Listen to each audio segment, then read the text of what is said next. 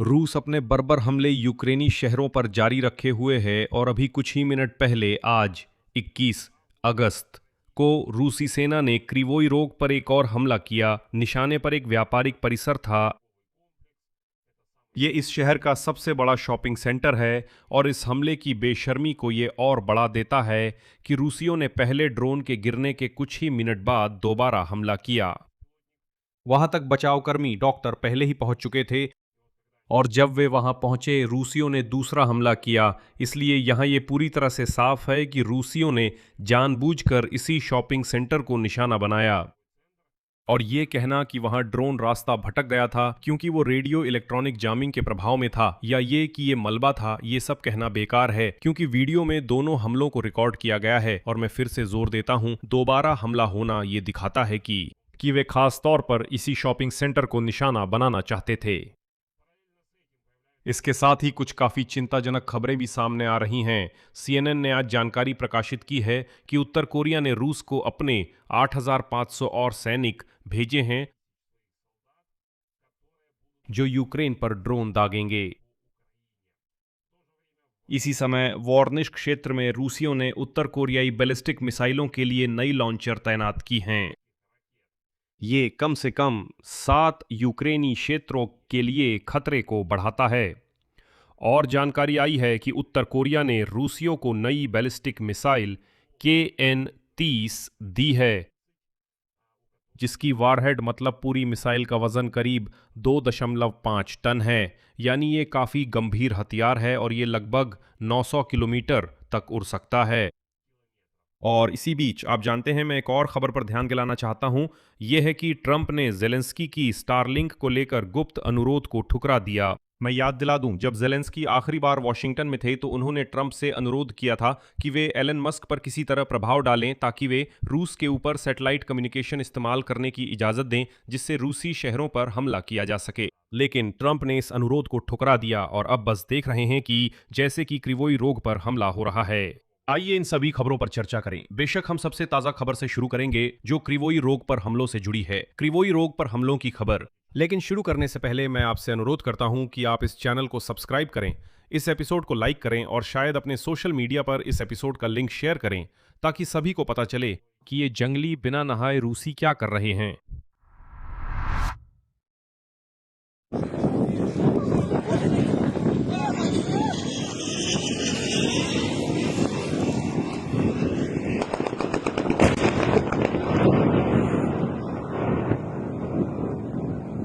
तो रू-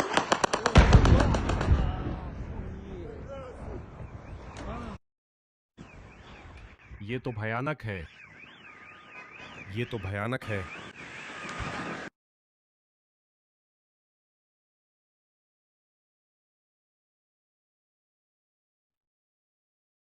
आज दोपहर 21 अगस्त को रूसी सेना ने क्रिवोई रोग पर हमला किया। निशाने पर एक शॉपिंग कॉम्प्लेक्स था। हमले के परिणाम स्वरूप लोग घायल हुए। दुर्भाग्य से एक व्यक्ति की मौत हो गई।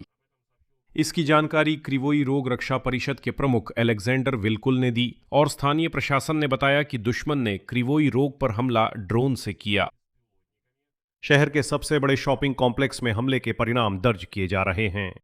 हमले की जगह पर आग लग गई और कुछ लोग घायल हुए हैं। आपातकालीन सेवाएं राहत और बचाव कार्य में जुट गई हैं और ठीक उसी समय जब वे बचाव कार्य शुरू कर रहे थे, करीब 16:53 बजे शहर में फिर से धमाका हुआ।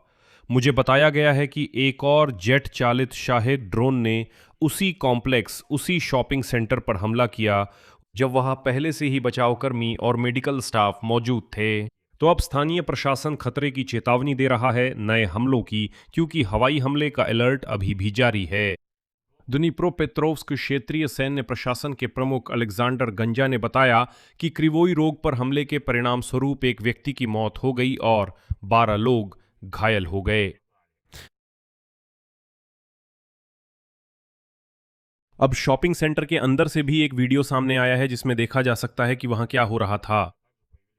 साथ ही इस शॉपिंग सेंटर पर रूसी ड्रोन के पहले और दूसरे हमले की भी फुटेज सामने आई है जो इस बात का सबूत है कि यह एक सुनियोजित हमला था।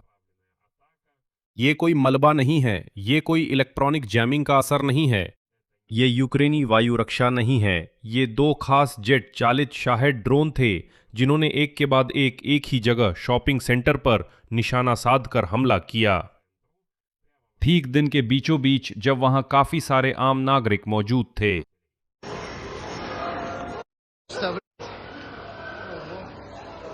ये तो बस वक्त की बात है साले। और इसी संदर्भ में 20 अगस्त की रात को रूसियों द्वारा कीव पर किए गए पिछले हमले का भी जिक्र करना चाहिए। तब यूक्रेनी राजधानी पर रूसियों के पास जो भी हथियार थे वे लगभग सभी दागे गए थे। इसमें बैलिस्टिक मिसाइलें थीं, क्रूज मिसाइलें थीं, साधारण शाहेड ड्रोन थे, जेट चालित ड्रोन थे, यहां तक कि बंदेरोली भी उड़ रहे थे। कुल मिलाकर रूसियों के पास जो भी हथियारों की सूची थी उसका लगभग पूरा इस्तेमाल कीव पर किया गया था। अब वे क्रिवोई रोग को आतंकित कर रहे हैं और खास तौर पर शॉपिंग सेंटर को निशाना बना रहे हैं। और इसी बीच और भी ज्यादा चिंता बढ़ाने वाली खबरें सामने आ रही हैं जिनके बारे में कई हफ्तों से बात हो रही थी, लेकिन अब वे दुर्भाग्य से हकीकत बन रही हैं।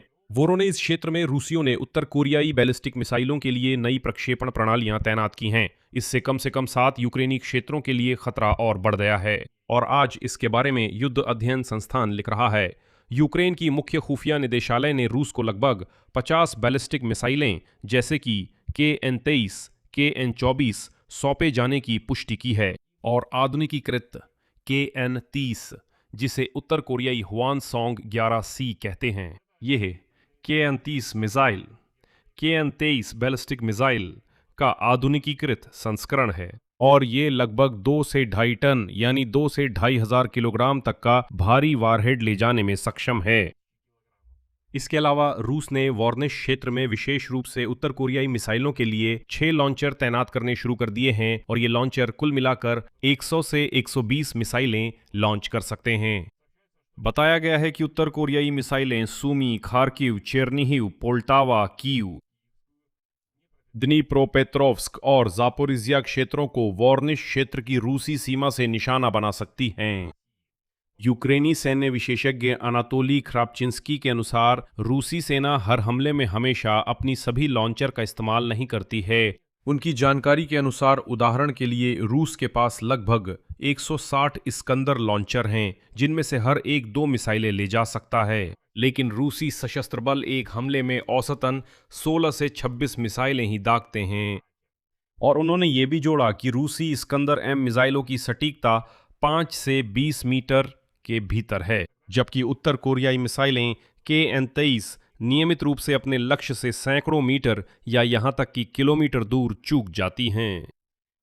उत्तर कोरियाई मिसाइलें भी काफी बड़ी वार हेड ले जाती हैं जिनका वजन 1 टन तक होता है, जबकि रूसी इस्कंदर M की मानक 480 किलोग्राम की वार हेड की तुलना में इससे बड़े गड्ढे और झटके की लहरें बनती हैं। न KN-30 मिसाइल है, वो तो 2-2.5 टन की वारहेड ले जाती है।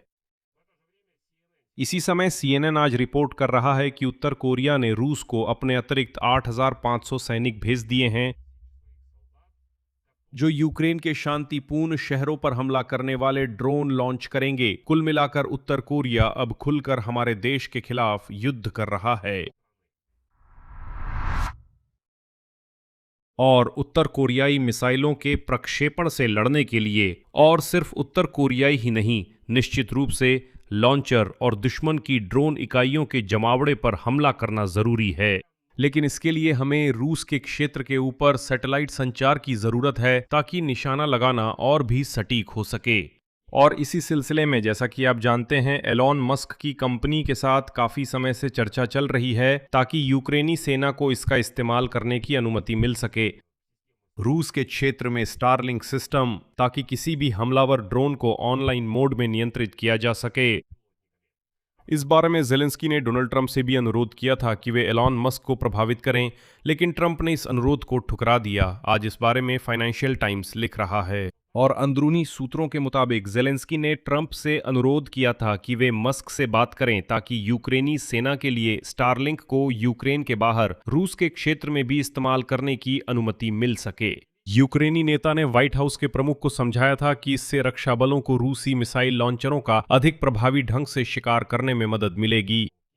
इस तरह यूक्रेनी सेना दुश्मन की बैलिस्टिक मिसाइलों के प्रक्षेपण को विफल कर सकती थी। और न सिर्फ इतना ही, और आगे जैसा कि प्रकाशन लिखता है, उद्धरण, सूत्रों के अनुसार जेलेंस्की का प्रस्ताव ये था कि मस्क यूक्रेन को गहरे हमले वाले ड्रोन पर स्टारलिंक का उपयोग करने की अनुमति दें ताकि वे रूस के अंदर 200 किलोमीटर तक जा सकें, जिसमें बैलिस्टिक मिसाइल लॉन्च करने के लिए बुनियादी ढांचा, कमांड सिस्टम और अन्य संसाधन शामिल होते।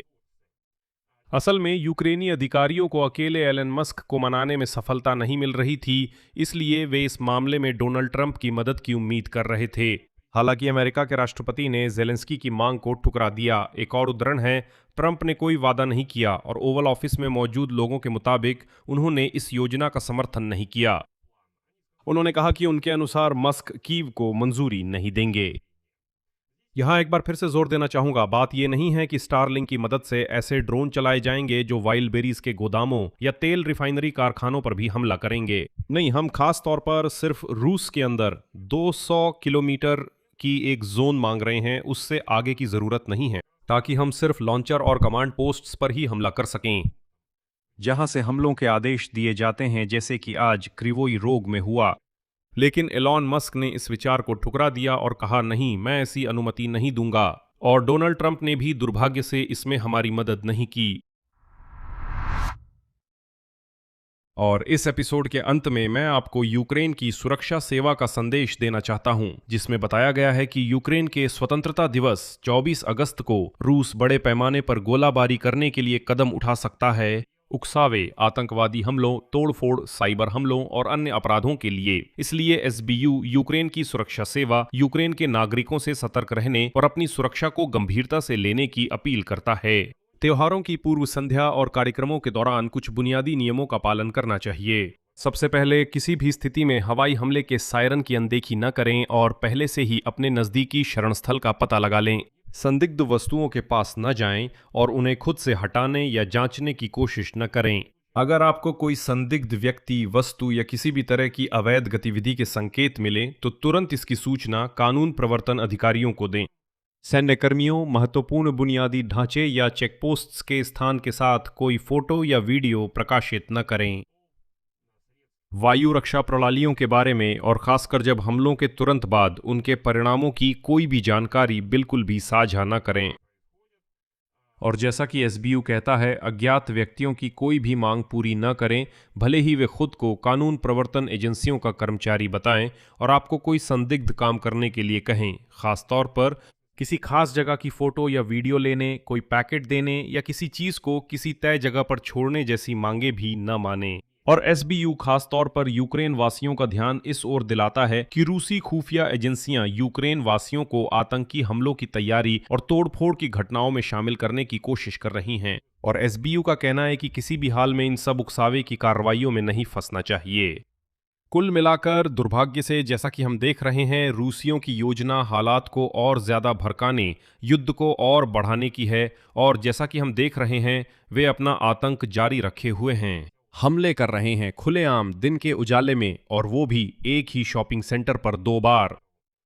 यानी ये कहना कि जैसे पिछली रात 20 अगस्त की रात को जब रूसियों ने कीव पर हमला किया था, उन्होंने बाद में बताया कि उन्होंने फायर पॉइंट फैक्ट्री पर प्रहार किया जो फ्लेमिंगो मिसाइलें और एफपी ड्रोन बनाती हैं। उन्होंने कथित तौर पर एंटोनोव कंपनी पर प्रहार किया जो ल्यूती ड्रोन बनाती है। अब वे यहाँ क्या कहेंगे? उन्होंने एक ही शॉपिंग सेंटर पर 2 बार हमला किया जहां लोग मौजूद थे, जहां कारोबार चल रहा था। हमने फिर से अंदर से फुटेज देखी जब हमला हुआ, और वहां साफ दिख रहा है कि वहां कोई सैन्य ठिकाना पास में भी नहीं है। वहां सिर्फ एक शॉपिंग सेंटर है, एक आम शॉपिंग सेंटर।